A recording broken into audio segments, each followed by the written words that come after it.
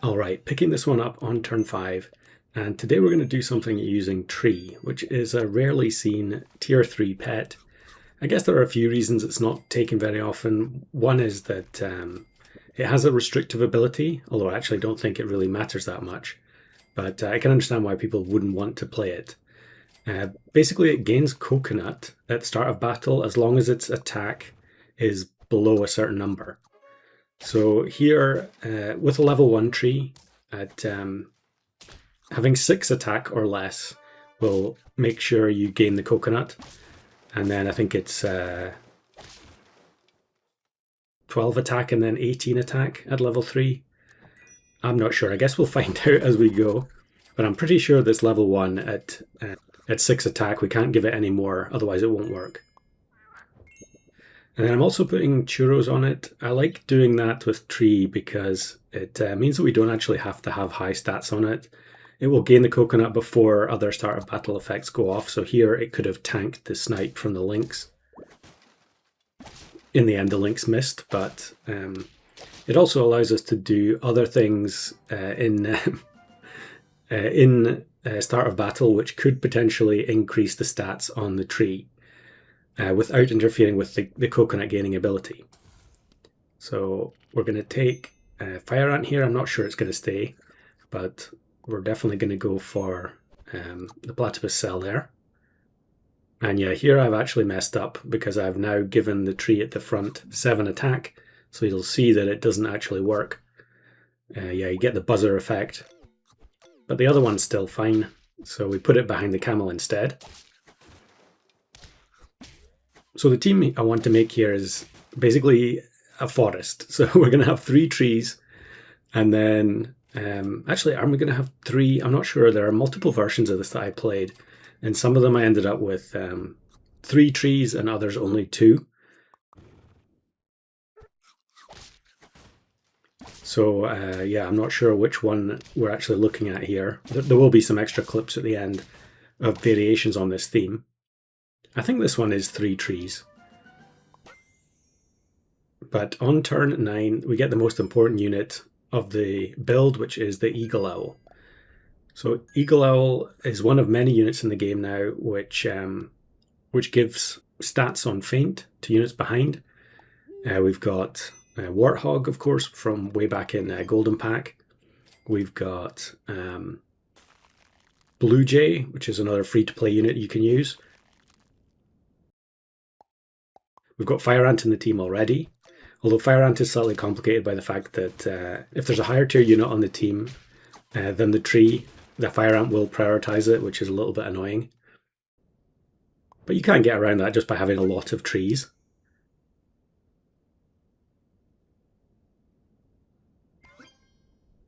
So we're going to race to getting the level 3 Eagle Owl, take the Geranuk, which should, in theory, make the value of the coconut that much better. And now you can see how this is going to work. I mean, it's pretty simple as we scrape a draw here. Hopefully we're going to end up with multiple coconuts on the team, and then the Eagle Owl is going to help us completely bypass the restriction of the trees requiring low attack.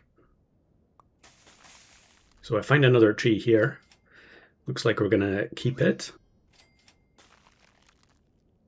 I actually don't think the churros is really all that relevant in this particular game. I think the reason I had the churros was so that I could take Anubis if I wanted to, and make sure that the trees gain coconut before the Eagle Owl got triggered by Anubis. Although in order for that to work, we would need level 3 Anubis, since Eagle Owl is tier 6.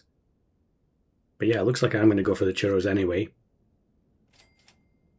Unfortunate roll here where we don't get enough to activate the flounder. Yeah.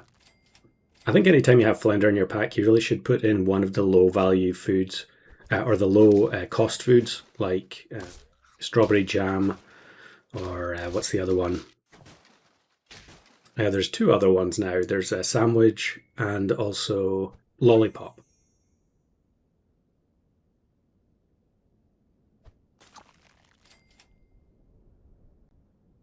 So get level 2 Geranuk. Actually, should change the order here. Yeah, make sure that the eagle owl just takes one of the chocolates so we don't lose a coconut.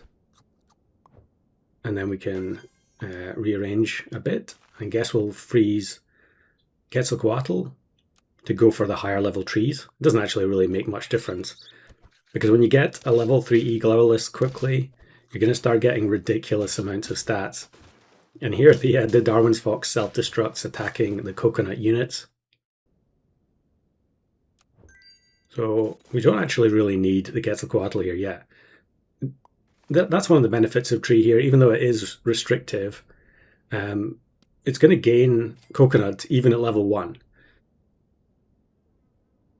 So here, yeah, we can use the Peach of Immortality, and then we'll just take some extra gold next turn. Move the Gernik up front to try and make sure that all 3 trees gain the stats. +15/+15 on 3 units. Kind of unfair.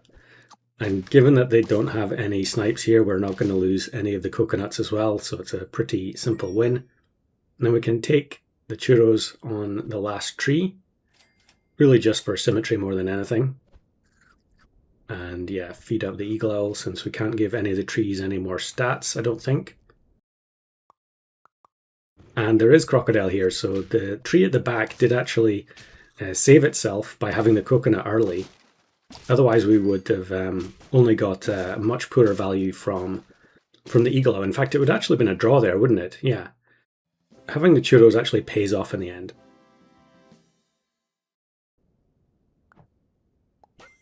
All right, let's have a look at this one, which is a variation with Anubis. So this time we definitely do need the churros because the Anubis's attack is higher. And I think I'm just going to take Bad Dog to make sure that we have a higher chance of tying. Definitely go for Evil Book. If you take Pandora's Box, it can end up removing the churros, or will end up removing the churros, so it could potentially mess things up. I really think Great One is still pretty broken. I'm just taking it in this instance to try and prolong the game, since we don't have everything set up yet. Needing the level 3 Anubis is pretty painful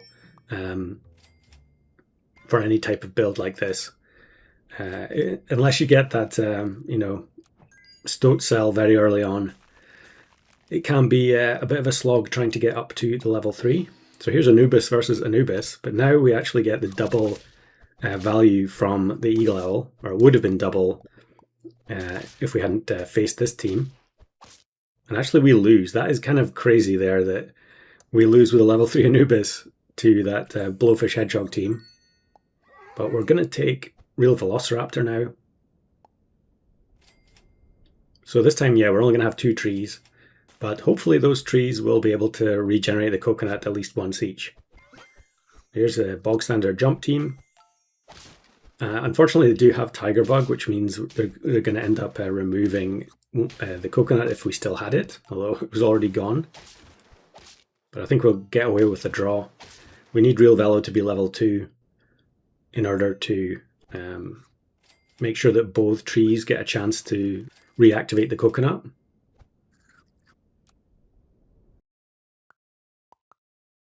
This looks like a much weaker team. Oh, of course, yeah, this one, you can see there actually, because the second tree doesn't have churros, it doesn't get the coconut. So we need churros on that tree as soon as possible. I'm not sure if I actually noticed that during this game. Okay, I did notice it. There we go. Problem solved. And now we just want the level 2 Real Velo.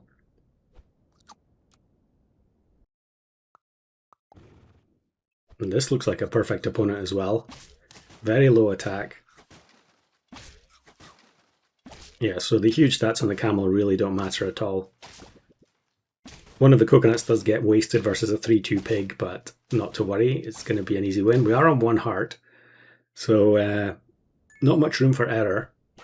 But as long as they don't have serious disruption, this team is pretty strong, I would say.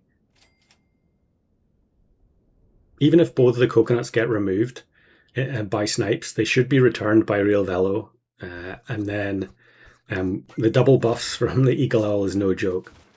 So here they are going to get a 50-50 doggo. Are we going to have enough once the Eagle Owl faints here? Definitely. Not even close. I think Real Velo being able to regenerate coconut is just absolutely ridiculous. I have no idea why it's still in the game. There are so many teams that just have no chance against it.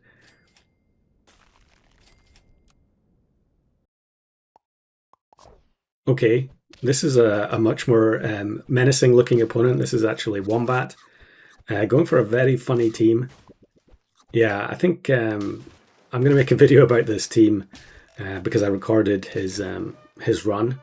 So I guess I'll release this one after I've already released that video. It would be kind of weird if I spoiled it. So now we just need some kind of protection on the Real Velo, and for now just giving it stats is the only thing we can do. I'm not sure I actually had any protection in the pack here. And then we just face Wombat, now we face Troubadour. Actually wastes one of the Real Velo activations because of the baguette. But the double Eagle Owl is now producing 3 50/50s. We really would have had to face a try-hard Troubadour there to actually lose.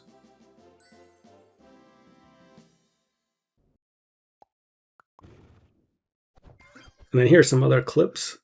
This is, I think this is a very similar team to one that we faced in the main run. I don't know if this person was just playing, you know, the same build over and over, but it ends up being a 1 HP loss. And then here's one where on turn 15, on 9 wins, I try to throw to find another tree or to let the bonobo transform into another tree. But it ends up being a win regardless. I guess there's nowhere you can put the Eagle Owl where the Anubis won't activate it. And then last clip.